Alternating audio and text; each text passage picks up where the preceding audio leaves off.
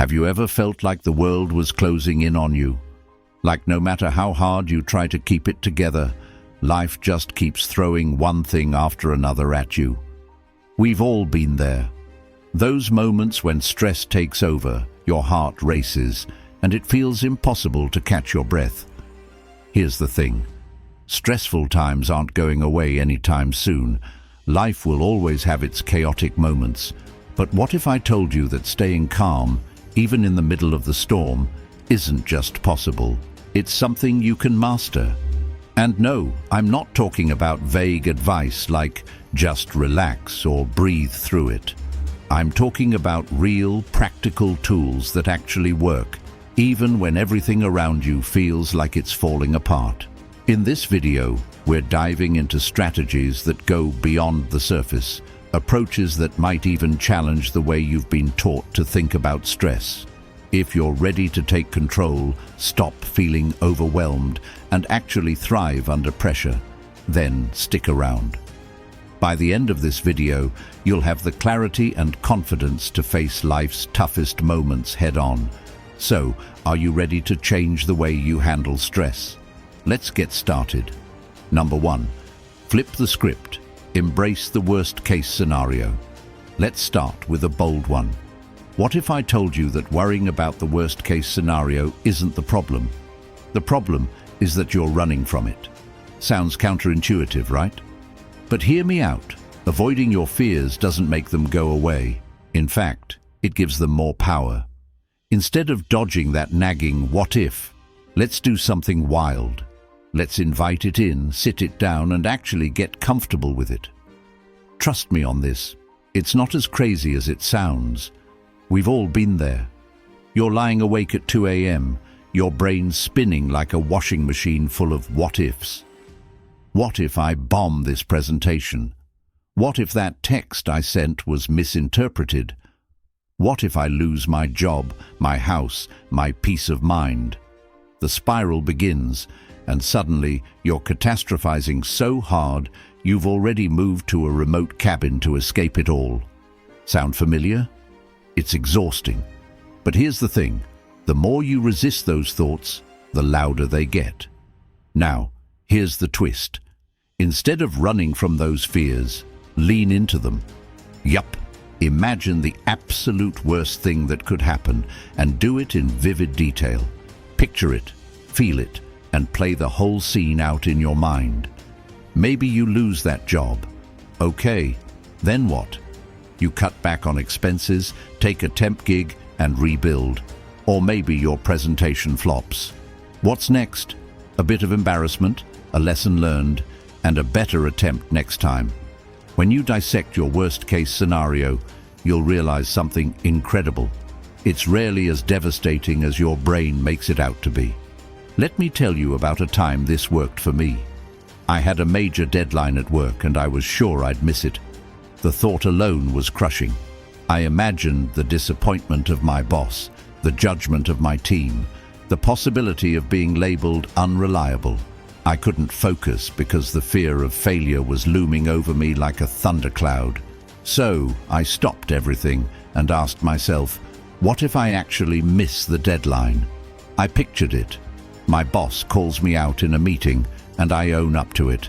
I apologize, explain the circumstances, and offer a solution to fix it.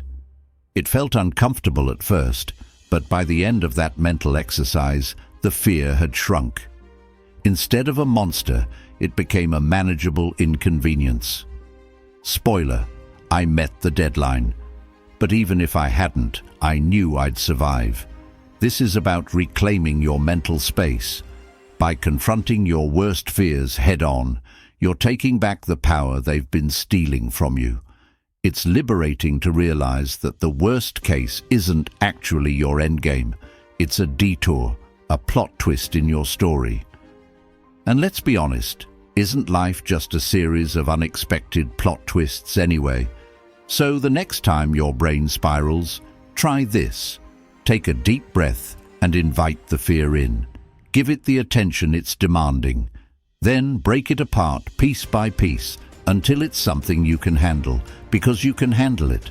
This is your space, your peace, and your dignity. And no worst-case scenario can ever take that from you. Number 2, quit positive thinking temporarily. Let me hit you with something bold. Positive thinking can actually make things worse. I know it sounds almost sacrilegious in a world full of vision boards and motivational quotes plastered everywhere. But trust me, forcing yourself to look on the bright side when everything feels like it's falling apart can feel like trying to paint over a cracked wall. It doesn't fix the cracks, it just hides them for a while. And that's where the problem begins. You're not broken for feeling negative emotions, and you don't have to bury them under a pile of fake smiles. We've all had those moments. You're going through a tough time, and someone says, "Just think positive," or "Focus on the good things." You know the type. They mean well, but it doesn't help. If anything, it makes you feel worse, like you're failing some kind of mental Olympics for not being able to snap out of it. It's exhausting, isn't it? Pretending to be upbeat when your mind is anything but. It's like slapping a sunshine filter on a photo of a thunderstorm, pointless and out of touch with reality. Here's where it gets interesting. Instead of forcing positivity, try this. Stop pretending to be okay and let yourself sit with your negative thoughts. Yep, I'm suggesting you lean into the discomfort. Because here's the truth. Acknowledging what you're really feeling, fear, anger, sadness, doesn't make you weak. It makes you honest. When you stop suppressing those emotions, you give yourself a chance to process them. And once you do that, they lose their grip on you. I learned this the hard way during a particularly rough week at work. Deadlines were piling up, my boss was breathing down my neck, and every fiber of me wanted to scream. But instead I kept telling myself, "It's fine, everything's fine," like I was trying to will my stress away. Spoiler alert, it didn't work. The more I tried to stay positive, the more frustrated I became. Finally, I gave up and just let myself have a moment. I admitted out loud, "I'm overwhelmed, and this sucks." That single moment of honesty felt like a release valve for my brain. It didn't solve my problems, but it cleared my head enough to figure out what I needed to do next. Here's the beauty of this approach. Quitting positive thinking isn't about wallowing in negativity. It's about making space for authenticity. When you stop faking optimism, you can confront what's actually happening and take steps to deal with it. It's empowering to let go of the pressure to be relentlessly cheerful and just be real with yourself. This is about giving yourself permission to feel. You're not a robot programmed to think positively 24/7. You're human, and humans are messy, complex, and beautifully imperfect. By letting yourself acknowledge the hard stuff, you reclaim your mental energy and your peace. It's not about staying in the negativity forever. It's about passing through it so you can move forward stronger and more grounded. So the next time someone tells you to think positive, smile politely and do what works for you. Embrace your full range of emotions and know that it's okay to not be okay all the time. Because the goal isn't endless positivity, it's emotional resilience. And that's far more powerful than a forced smile. Number 3. Panic with a deadline. Here's a wild thought. What if I told you it's okay to panic? In fact, I'm not just saying it's okay, I'm telling you to schedule it. Yes, you heard me right. Instead of trying to suppress your anxiety or spiral into an all-day meltdown, what if you allowed yourself a specific, controlled window of time to freak out and then moved on? It sounds strange, I know. You might be thinking, wait, I'm supposed to plan my panic. Isn't the whole point that it's out of control? Trust me, this works, and I'm about to show you why. We've all been there. You're staring down a deadline, a pile of bills, or a complicated conversation you've been avoiding, and your brain is like, okay, time to panic. Suddenly, your thoughts are racing, Your heart's pounding, and you're Googling how to disappear into thin air. The worst part, the panic feels endless, like it's going to stretch on forever. You're stuck in this loop of dread, paralyzed by what's ahead. It's exhausting, right? But here's the twist. Instead of trying to shove that panic down, lean into it, but on your terms. Give yourself permission to panic for a set amount of time. Let's say 10 minutes. You set a timer, sit down, and let yourself feel all the stress, worry, and what-ifs swirling in your mind. Let it out. Cry, rant, pace around, whatever you need to do. But here's the catch. When the timer goes off, the panic party is over. You stop, take a deep breath, and shift gears into problem-solving mode. Why does this work? Because by putting boundaries around your panic, you're taking back control. It's like telling your brain, hey, I hear you, and you can have your moment, but you don't get to run the show all day. Psychologically, this helps because it validates your emotions. You're not ignoring them or pretending everything's fine, but it also prevents those emotions from hijacking your entire day. Let me share how this saved me during a major project at work. I had 3 days to deliver a video edit, and nothing was coming together. Footage was missing, deadlines were looming, and I felt like I was drowning in pressure. Normally, I'd let that anxiety simmer in the background all day, making me less productive and more stressed. But this time, I tried something new. I set a timer for 10 minutes, sat at my desk, and let myself panic. I imagined everything going wrong. Clients yelling, deadlines missed, my reputation ruined. I let myself feel the full weight of the stress. When the timer went off, I paused, took a breath and said, okay, now what's the first thing I can fix? That mental reset was a game changer. By the end of the day, I had a plan and even felt calm. Here's the thing. This isn't about ignoring your problems or brushing them under the rug. It's about giving your emotions a safe space to exist without letting them overwhelm you. When you allow yourself to panic with a deadline, you're reclaiming your mental bandwidth.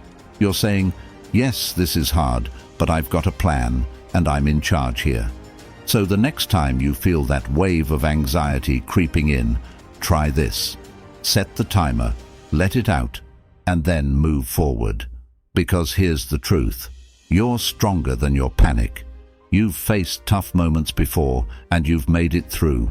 This is no different. Take back your space, your time, and your peace, and remind yourself that you're in control even when it feels like everything else isn't. Number 4. Turn stress into competition.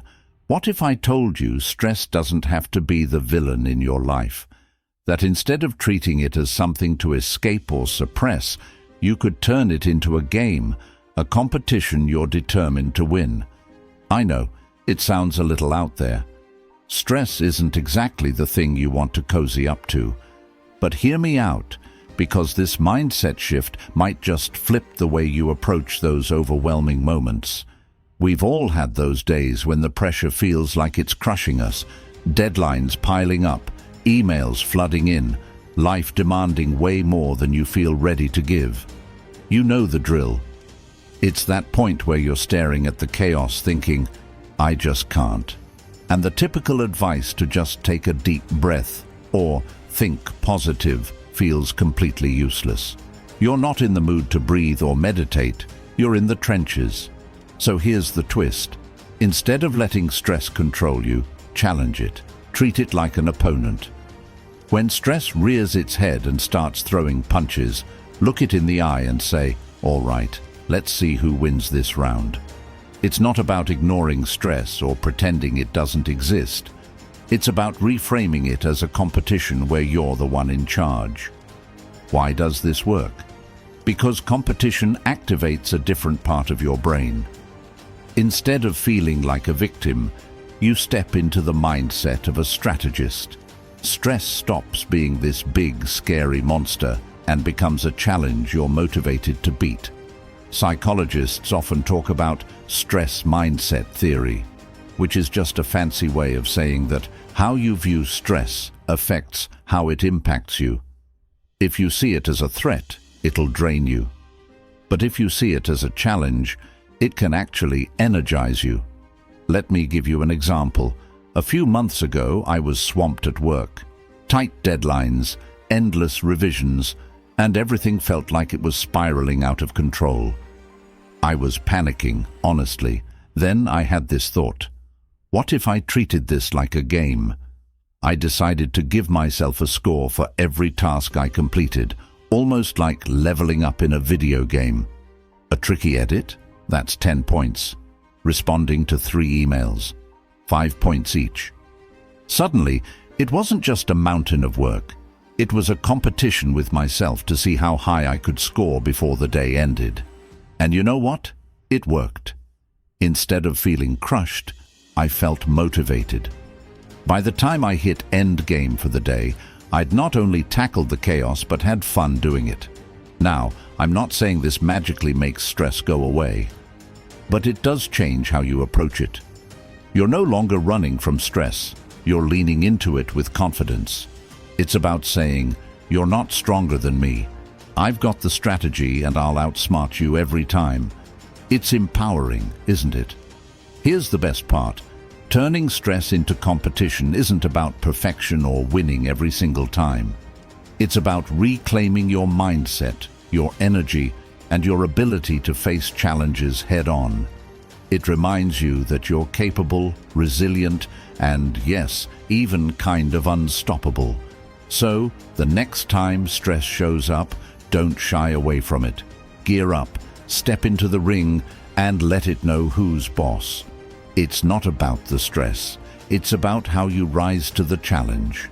Turn it into a game, and you might just surprise yourself with how much you can accomplish. Your mindset, your energy, your success, it's all yours for the taking. Number 5. The 30-second freeze. What if I told you that the next time you feel overwhelmed, stressed, or about to make a rash decision, all you need to do is nothing. Not forever, just for 30 seconds. Sounds strange, right? In a world where we're constantly told to do something to fix our problems, the idea of pausing can feel counterintuitive. But trust me, those 30 seconds of deliberate stillness can be transformative. Let me explain. We've all been there. Maybe it's an argument that's heating up, an email you want to fire off in frustration, or a decision you feel pressured to make on the spot. Your heart races, your thoughts scramble, and before you know it, you've done something, or said something, you regret. It's that classic act first, think later scenario we've all fallen victim to. And afterward, you're left replaying the moment in your head, wishing you'd handled it differently. Here's where the 30-second freeze comes in. When you feel that rush of urgency, instead of reacting immediately, stop. Physically, mentally, emotionally, just stop. Give yourself 30 seconds to breathe, process, and, most importantly, think. It's not about avoiding the situation, but about creating a moment of clarity before diving in. Think of it like hitting the pause button on a movie during a high-tension scene. The plot doesn't go away, but you get a moment to figure out what's coming next. Why is this so effective? Because those 30 seconds force your brain to shift gears. When you're stressed or emotional, your amygdala, the part of your brain responsible for fight or flight responses, takes over. It's great for survival instincts, but not so great for thoughtful decision-making. By pausing, you give your prefrontal cortex, the rational problem-solving part of your brain, a chance to step in. That short pause creates just enough space for a better response to emerge. Let me share a quick story. A few weeks ago, I was on a tight deadline at work when I got a message from a coworker asking for last-minute help on their project. My initial reaction? Frustration. I started typing a curt, "No, I can't" response, but then I remembered the 30-second freeze. I stopped, took a breath, and put my phone down. In those 30 seconds, I realized my reaction wasn't really about the request. It was about my own stress. When I finally responded, I explained my workload calmly and even offered a small suggestion to help them get started. The result: no unnecessary tension, no regretful words, and I felt more in control of the situation. The beauty of the 30-second freeze isn't just in what it prevents, but in what it creates. Space for perspective, clarity, and intentionality. It's about reclaiming your power to respond instead of react. Whether it's a heated argument, an overwhelming task, or even a moment of self-doubt, those 30 seconds can be the difference between chaos and calm, regret and resolve. This isn't about perfection, it's about progress. Some situations may still leave you flustered, and that's okay. The point is to remind yourself that you have a choice. You don't have to be swept away by the heat of the moment. You can pause, breathe, and approach life with a little more grace and a lot more control. So, the next time you feel the pressure mounting, try it. Freeze for 30 seconds. Let yourself feel the stillness, embrace the calm, and then move forward with intention. Those 30 seconds might just become your new superpower, helping you reclaim your space, your peace, and your sense of control, one pause at a time. Number 6, weaponize the power of no. Let's face it, saying no has a bad reputation. It feels cold, dismissive, even selfish. But what if I told you that no could be the most empowering word in your vocabulary? Not just for rejecting things you don't want, but for creating space for what you truly need. It's not about shutting people out. It's about reclaiming your time, your energy, and your priorities. Now, you might be thinking, easier said than done, right? Trust me, I've been there. But hear me out. You know the situation. You're already stretched thin, juggling work, family, friends, and maybe even a shred of time for yourself. Then, someone asks for just one little favor. You say yes, not because you want to, but because you feel like you have to. And suddenly, you're drowning in commitments you never wanted in the first place. Sound familiar? We've all been caught in the yes trap, where every agreement chips away at our boundaries until there's nothing left. Here's the unconventional twist. No isn't just a rejection, it's a redirection. It's saying, I respect my time too much to overcommit, and I respect you enough to be honest about it. When you start seeing no as an act of clarity and self-respect rather than defiance, everything changes. Saying no isn't about being rude or difficult. It's about being intentional. And when you use it wisely, it becomes a tool, a weapon to cut through the noise and focus on what really matters. Let me share a quick story. A while back, a coworker asked me to take on a project they couldn't handle. I wanted to help. I really did, but I was already buried under my own deadlines. Every fiber of my being screamed, just say yes. It's easier than explaining why you can't. But instead, I paused, took a breath and said, I can't take this on right now, but here's a resource that might help. Was it uncomfortable? A little. Did it save me from weeks of stress? Absolutely. And you know what? That coworker respected my honesty. The power of no lies in its ability to create boundaries that protect your peace and productivity. It's not just about saying no to others, it's about saying yes to yourself. When you decline something that doesn't align with your goals or values, you're making room for the things that do. It's not selfish, it's strategic, and the more you practice it, the easier it gets. This isn't about being rigid or unkind. It's about recognizing your limits and honoring them. You're not obligated to explain yourself or justify your decisions to everyone. Sometimes a simple, I can't commit to that right now, is all you need. Remember, no is a complete sentence. So the next time you're faced with a request that doesn't feel right, don't let guilt or obligation dictate your response. Take a breath, trust your instincts, and weaponize the power of no. It's not a wall to keep people out. It's a shield to protect what matters most: your time, your energy, and your well-being. Because when you say no to what drains you, you're saying yes to what empowers you. And that's a power worth wielding. Number 7, stress swapping. Do something else. Stressful, here's something wild. The next time you're overwhelmed by stress, don't try to relax. Don't meditate. Don't take deep breaths. And definitely don't just calm down. Instead, do something else stressful. Yeah, I know how that sounds.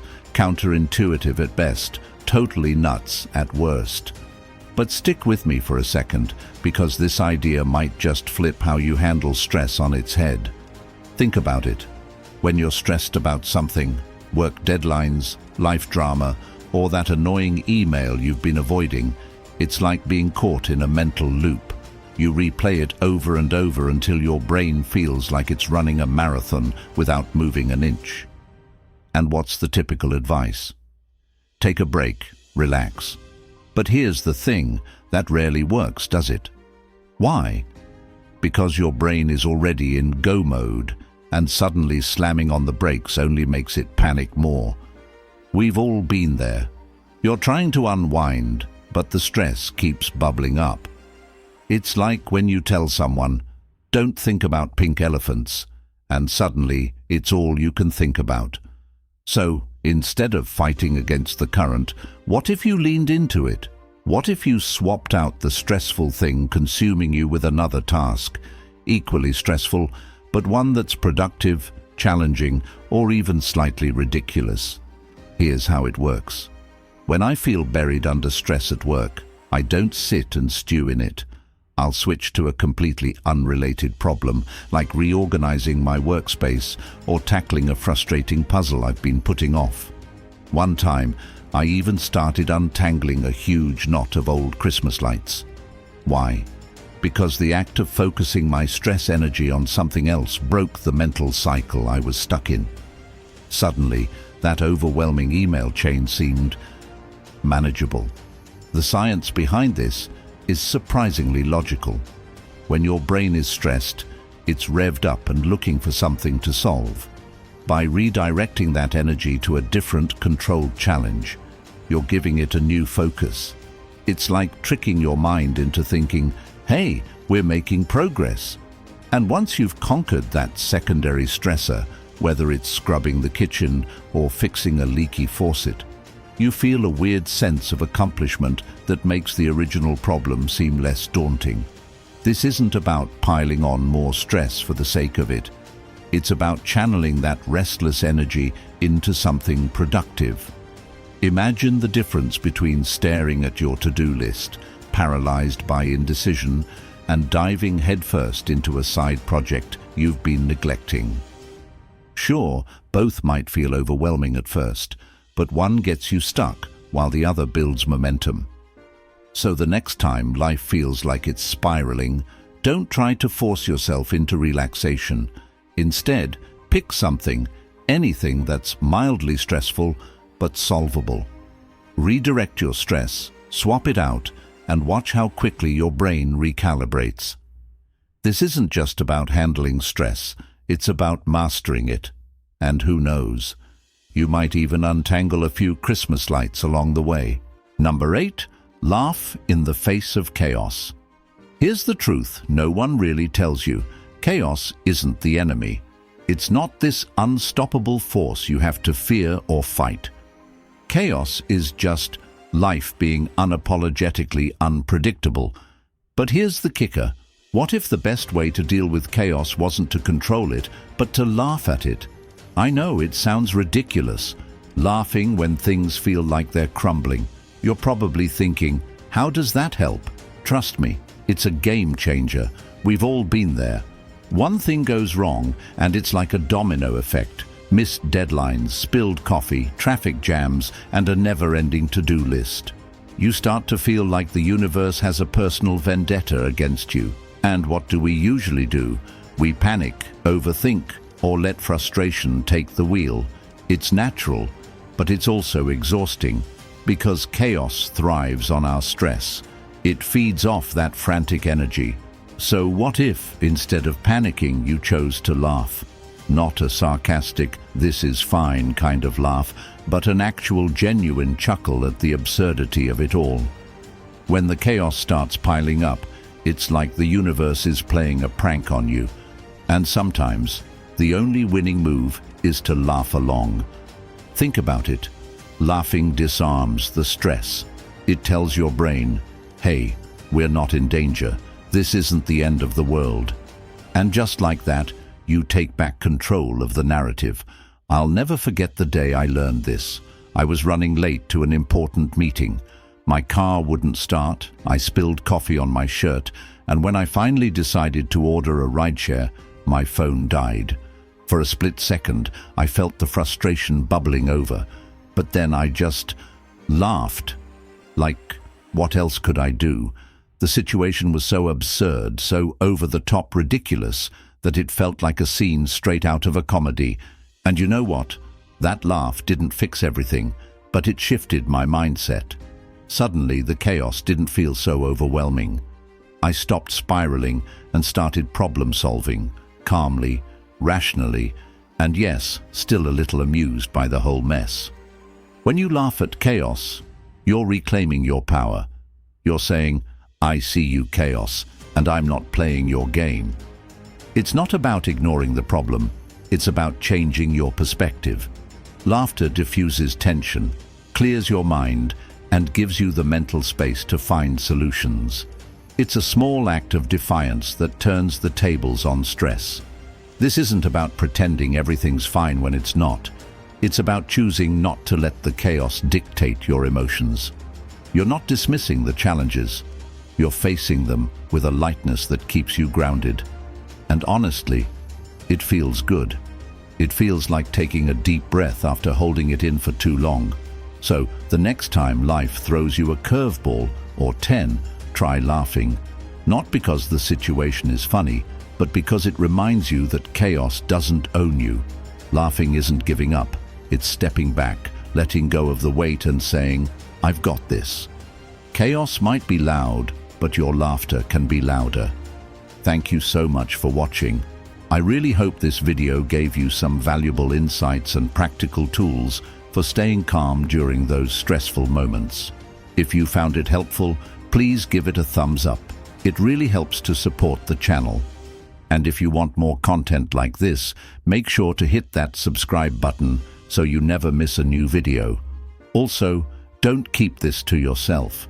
Share this with someone who might need a little calm in their life. Let's spread the positivity and make sure everyone has the tools to handle stress with confidence. And I'd love to hear from you. Leave a comment below sharing your thoughts or any personal experiences you've had when it comes to staying calm under pressure. Let's keep the conversation going. Remember, no matter how overwhelming life gets, you have the power to stay calm and in control. It's all about how you respond, and you've got what it takes. Until next time, take a deep breath and keep going. You've got this.